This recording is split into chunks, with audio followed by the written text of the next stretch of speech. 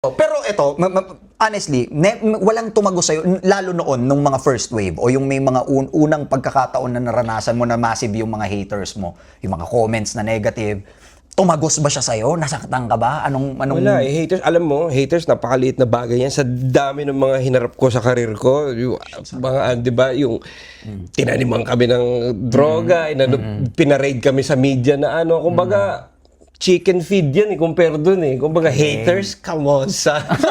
Ganda nun! Kumbaga, mas marami pa akong nalampasan na ano eh. Kaya iniisip ko, sobrang dali na lang. Ano ba mas mahirap? Yung mag-hearing ka, ito yung kalaban mo, o mag-rap battle ka na lang, o mag-ano ka. Ganda Kaya nun. parang, Oo rin siya eh, naging training ko rin siya eh, sa... Mas tumibay ka talaga din, no? Dahil parang... So doon talaga, no? Sa mga mararanasan mong mga obstacles, doon ka din talaga magiging mamaw eh, no?